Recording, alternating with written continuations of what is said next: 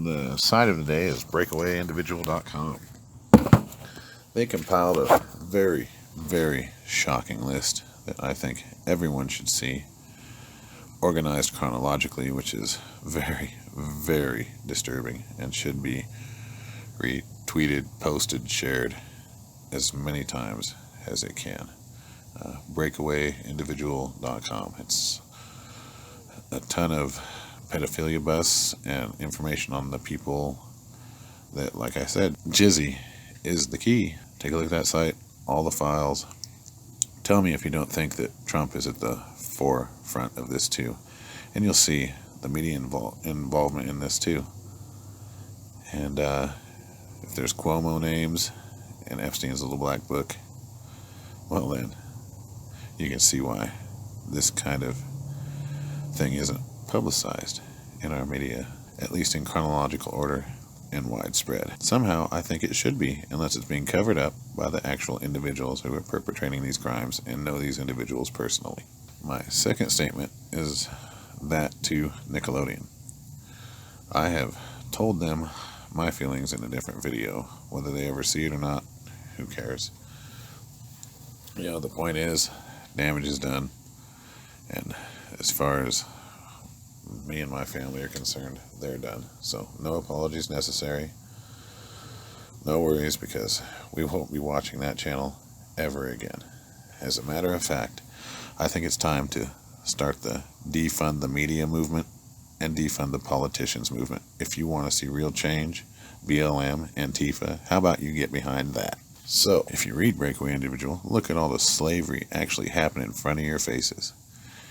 Today, in real life, not only in this country, but around the world. How many of your iPhones you Antifa and BLM members are carrying around were made by a child in slavery in China or North Korea or wherever? Do you even consider this when you're tweeting and typing out your dribble? So how about, before you keep talking about slavery over and over, how about we stop the slavery that is really in the country right now, active as we speak, in the communities around you, in the neighborhoods around you, in the cities? Just look at the list. It's all there. And then maybe you should look at the individuals behind and funding your organizations, from the professor at Dartmouth to the Democrats who let you do this to yourself. The same people who are trying to stay hidden, cause chaos, and use you as a tool so they don't get exposed. Just look at the foundations that your organizations receive their money from. Why don't you publicly come out and tell us about these organizations that your donations are funneling through?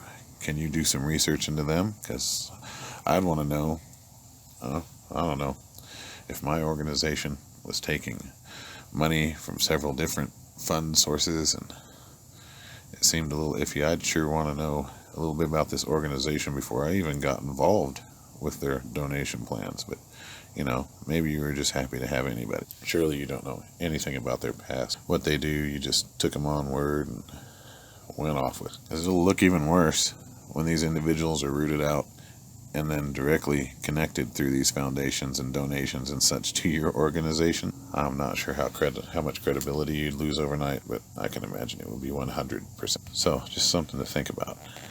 If you want to stop the slavery, if you want to stop the real problems and the real issues, then you've got to go after the individuals responsible. Take a look at the case and that set of information that talks about Soros's right-hand man and the stuff he was involved with. Unbelievably disgusting. But there you go. Between that case and Jizzy's information, you have enough to bring down Soros himself. Bring down Soros, you bring down the Clintons, the entire trafficking organization. You find out what really happened in all these countries the foundations were in. Linked to everything from Epstein to Wexner to, oh my goodness, the list goes on and on. So, yeah, there you go. Oh, in case anybody missed it, way to go for Australia. They just enacted into law a mandatory life sentence for every pedophile. Now, how come we don't have that law here? How come it's not an executive order? Obama used to fling those things off the desk like they were paper airplanes. How about Trump signed an executive order? Every pedophile is sentenced to mandatory life in prison. And then another executive order to where any pedophile in a position of authority or trust that would have the ability to manipulate or cover up such crimes, there should only be one punishment for that, and that's capital. I guess it depends who we vote back into office. Do we want another 4 years of rooting these individuals out and bringing them to justice, or do we want to let them build things back to where they can build it stronger than ever and they won't be discovered again?